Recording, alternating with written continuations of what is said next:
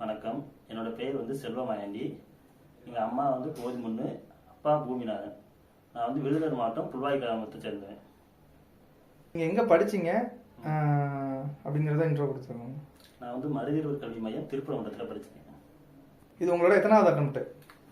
Group 4 பொறுத்த வரைக்கும் 2022 என்னோட ஃபஸ்ட் அட்டம்ப்ட்டு. அதில் 167 கொஸ்டின் போட்டிருந்தேன். கவுன்சிலிங் போய் எனக்கு கிடைக்கல. அடுத்து இப்போ 2024 ரெண்டாவது அட்டம்ப்ட்டு. இப்போ 183 கொஸ்டின் போட்டிருக்கேன். ஸ்டேட்டில் 16 ரேங்க். ஸ்டேட்டில் எத்தனாவது மார்க் நீங்கள்? ஸ்டேட் மார்க் இப்படி பார்த்தோம்னா 183 மூணாவது மார்க்கு. Okay okay. இந்த மாநில அளவில் 16வது இடமும் மதிப்பெண் அடிப்படையில் 3வது இடமும் பிடிச்சிருக்கீங்க.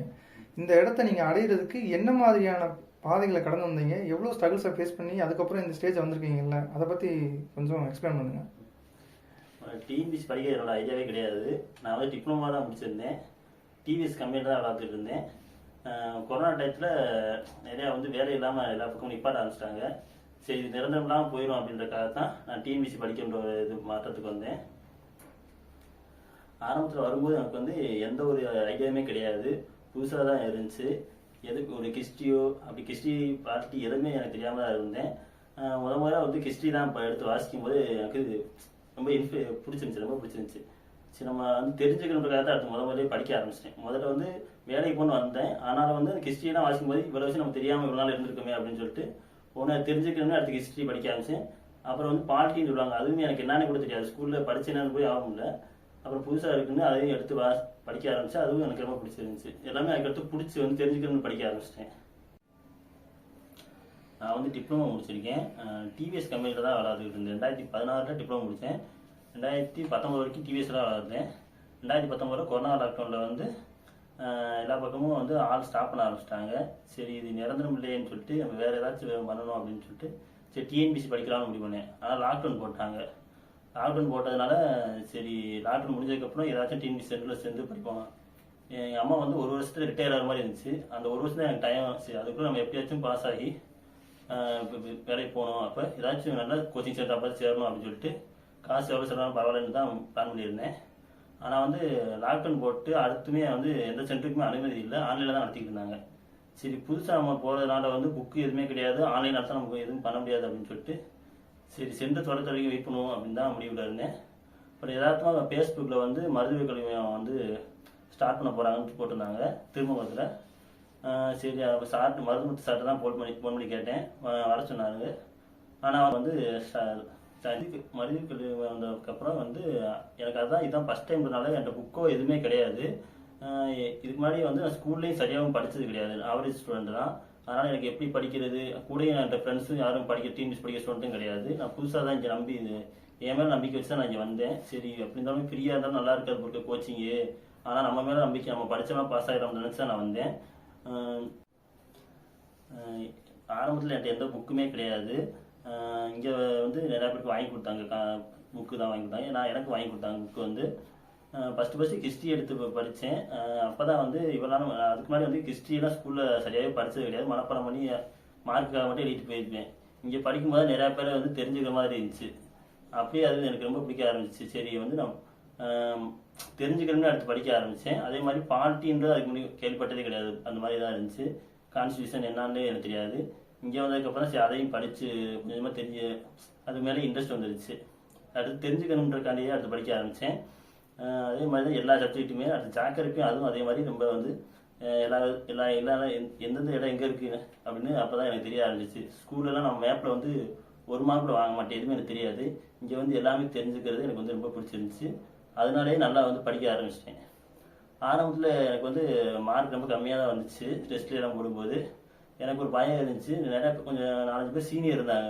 அவங்கள பார்த்து எனக்கு கொஞ்சம் பயந்து, நம்ம வந்து அவங்களாம் அந்த அடுத்த பாஸ் ஆகிடும், நம்ம எப்படி பாஸ் ஆக போகிறோமோ அப்படின்னு ஒரு பயம் இருந்துச்சு. ஆனால் அடுத்து போக போக வந்து எனக்கு நல்லா படிக்க ஆரம்பித்தேன். எனக்கு வந்து மார்க் அதிகமாக எனக்கு என் மேலே நம்பிக்கை ஆரம்பிச்சிச்சு. நல்லா படித்து போயிட்டு இருக்கும்போது திரும்பவும் கொரோனா அதிகமாகி லாக்டவுன் திரும்பி போட்டாங்க. இப்போ வந்து ஆன்லைனில் எக்ஸாம் டெஸ்ட் வைக்கலாம்னு முடிவு பண்ணிட்டாங்க சென்டரில். ஆனால் இந்த டயத்தில் வந்து பசங்க யாருமே வந்து அவ்வளோக்கு ஆன்லைன் டெஸ்ட்னால யாரும் படிக்கவும் இல்லை, டெஸ்ட்டும் போடல. ஆனால் நான் வந்து எனக்கு வந்து அந்த ஆர்வத்தினால வந்து எல்லா டெஸ்ட்டுமே கரெக்டாக போட்டுக்கிட்டு இருந்தேன்.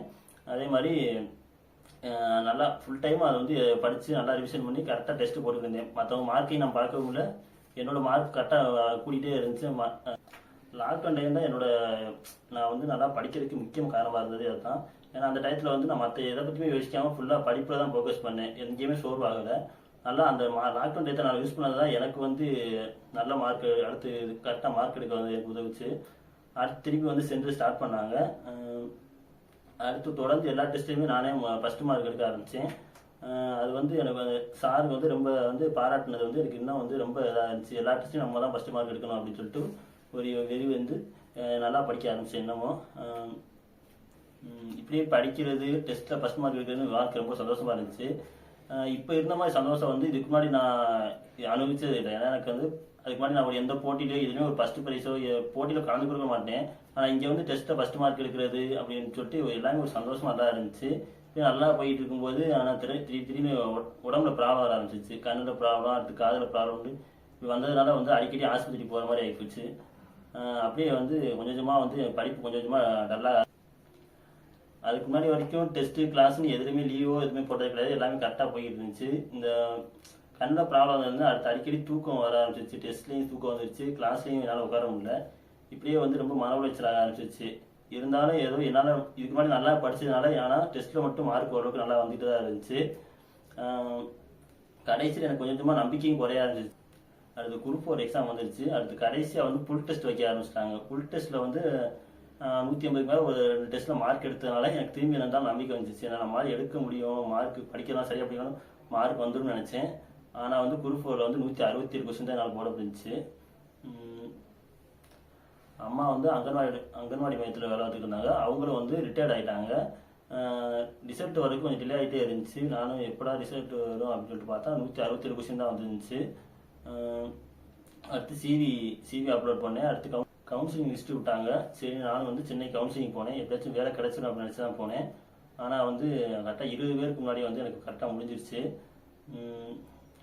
அடுத்து என்ன பண்ணுறதுன்னு தெரில. சரி பசங்க அங்கேயும் நிறையா பேர் பேசிக்கிட்டு இருந்தாங்க. எப்படியாச்சும் நம்ம வந்து அடுத்த தடவை வந்து நம்ம வந்து ஸ்டேட் ரேங்கில் எடுக்கணும் அப்படின்னு சொல்லிட்டு பேசியிருந்தாங்க. எனக்கும் அதே மாதிரி தோணுச்சு. சரி நம்மளும் வந்து அடுத்த தடவை கண்டிப்பாக வந்து ஸ்டேட் ரேங்க் எடுக்கணும் அப்படின்னு சொல்லிட்டு முடிவு பண்ணேன். அம்மா ரிட்டையர் ஆனதில் வந்து வீட்டில் எந்த இன்கமுமே வரல. இப்போ வந்து என்ன பண்ண எனக்கு குழப்பமாக இருந்துச்சு. படிப்புமா இல்லை திரும்பி வந்து கம்பெனிலேயே வேலைக்கு போமா அப்படின்னு குழப்பமாக இருந்துச்சு. வீட்டில் வந்து வேறு யாரும் வேலைக்கு போகிறாரா என்ன பண்ணுறதுன்னு தெரில. திரும்ப அப்புறம் அம்மா திரும்பி வந்து 100 நாள் வேலைக்கு தான் போனாங்க. சரி நம்ம வந்து இப்போ வந்து ஒரு வருஷம் திரும்பி படித்தாதான், இல்லைனா திரும்பி கடைசி வரைக்கும் அம்மா அப்பா கஷ்டப்பட தான் விடணும். ஒரு வருஷம் இப்போ கஷ்டப்பட்டால் கூட பரவாயில்ல, நம்ம எப்படியாச்சும் வந்து டிஎன்பிசி வேலைக்கு போகணும் அப்படின்னு சொல்லிட்டு நான் முடிவு பண்ணி திரும்பி படிக்க உட்காந்தேன். என் மேலே நம்பிக்கை வச்சு. திரும்பவும் வந்து சரி போன தடவை பண்ண தப்பு அந்த தடவை விடக்கூடாது. ஏன்னா கடைசி நேரத்தில் வந்து நிறையா வந்து சரியாக படிக்கவும் இல்லை, டெஸ்ட்டும் சரியாக உடம்பு சரியில்லை, டெஸ்ட்டும் போட முடியலை. இந்த தடவை வந்து அதிகமாக டெஸ்ட்டு போடணும், அதிகமாக ரிவிஷன் பண்ணணுன்ட்டு அப்பயே கரெக்டாக பிளான் பண்ணி கடைசி வரைக்கும் அதை எக்ஸிட் பண்ணேன். கடைசி நேரத்தில் பூராமே நல்லா நிறைய டெஸ்ட்டு வந்து போட்டு கொஸ்டின் ரிவிஷன் பண்ணேன். அது வந்து எல்லாம் ஹெல்ப்ஃபுல்லாக இருந்துச்சு. அந்த குரூப் 4 வந்து கரெக்டாக எக்ஸாம்லேயும் எந்த பதட்டமும் இல்லாமல் நல்லபடியாக எழுதி முடித்தேன். அதனால் வந்து 183 கொஸ்டின் போட முடிஞ்சிச்சு. ரிசல்ட்டில் வந்து 16 ரேங்க், ஸ்டேட்டில் 16 ரேங்க்னு பார்த்தோன்னே ரொம்ப சந்தோஷமாக இருந்துச்சு. ஏன்னா போன தடவை கவுன்சிலிங் போனப்போ விட்டது வந்து அடுத்த தடவை கண்டிப்பாக ஸ்டேட்டிங் எடுக்கணும்னு நினச்சிருந்தேன். ஆனால் செயல்படுத்துனது வந்து ரொம்ப சந்தோஷமாக இருந்துச்சு. டிஎன்பிசியை பற்றி, டிஎன்பிசிக்கு புதுசாக படிக்க வர்றவங்களுக்கு, டிஎன்பிசினா என்னென்னு தெரியாது, கவர்மெண்ட் எக்ஸாம்னா என்னென்னு தெரியாத ஆஸ்பிரன்ஸ் இருப்பாங்க. அவங்க இப்போ தான் புதுசாக படிக்கணும்னு வருவாங்க. அவங்களுக்கு நீங்கள் என்ன அறிவுரை சொல்ல விரும்புகிறீங்க? டிஎன்பிசி வந்து படிக்கிறதுக்கு உள்ளே வந்துட்டாலே முதல்ல நம்ம மேலே நம்பிக்கை வச்சு தான் உள்ளே வரணும். மற்றவங்க வந்து சில பேர் வந்து எனக்குமே வந்து முடியாது அப்படிலாம் எல்லாருமே சொன்னாங்க. எங்கள் ஊர்லேயுமே யாருமே பாஸ் ஆக முடியாது அப்படிலாம் சொல்லியிருக்காங்க. ஆனால் என் மேலே நம்பிக்கை வச்சு தான் உள்ளே வந்தேன். அதேமாதிரி உள்ளே வந்துட்டா அதை வந்து நம்ம வந்து கடைசி வரைக்கும் நம்ம வந்து ஒரே ஃபோக்கஸாக படித்தா கண்டிப்பாக இது பண்ணலாம். அதே மாதிரி இதில் வந்து வேலைக்குன்னு படிக்கிறத விட நம்ம நிறையா தெரிஞ்சுக்கிறோம் அப்படின்னு சொல்லிட்டு படித்தாலே வந்து இது வந்து கண்டிப்பாக வந்து சீக்கிரம் முன்னேற முடியும். புதுசாக படிக்கிறவங்க எக்ஸாம் எழுதுறாங்க, ஆனால் அவங்களுக்கு வந்து அவங்க நினைக்கிற மார்க் அதில் வரமாட்டுது. அவங்க ரொம்ப கம்மியான மார்க் தான் எடுக்கிறாங்க. அவங்களுக்கு நீங்கள் என்ன அறிவுரை சொல்ல விரும்புறீங்க? அப்போ வந்து அவங்க வந்து புக்கை வந்து ஒன்று தெளிவாக படிச்சிருக்க மாட்டாங்க. அப்படி தெளிவாக படித்தோம்னா கொஸ்டின் எப்படி கரெக்டாக இருக்கும். இல்லைன்னா கொஸ்டின்ஸ் வந்து நம்ம வந்து புதுசாக யாராலும் படிக்கும்போது நம்ம புக்கை தெளிவாக படிக்க மாட்டோம்.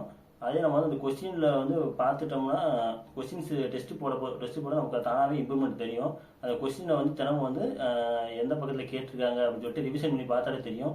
அதே மாதிரி எந்த மாதிரி டெஸ்ட் வச்சுருக்காங்க, எப்படி கேட்குறாங்க அப்படின்றத நம்ம வந்து அந்த கொஸ்டினை வந்து கொஞ்சம் 1 மணி நேரம் 2 மணி நேரம் செலவு பண்ணி அதை நம்ம வந்து திரும்பி புக்கில் எடுத்து பார்த்தோம்னாலே நமக்கு வந்து தானாக இம்ப்ரூவ்மெண்ட் கூட ஆரம்பிச்சிடும். முதல்ல நம்ம வந்து குரூப் ஒரு படிக்கணும் வரும்போது வந்து நம்ம வந்து பாஸ் ஆகணும், வேலைக்கு போகணும் அப்படின்னு நினச்சி தான் வருவோம்.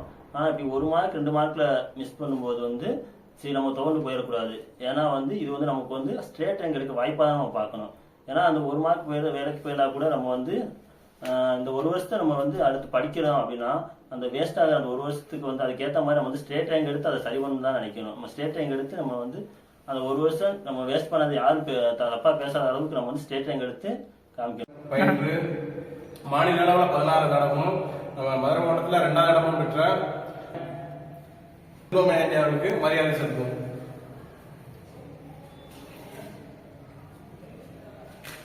நீங்க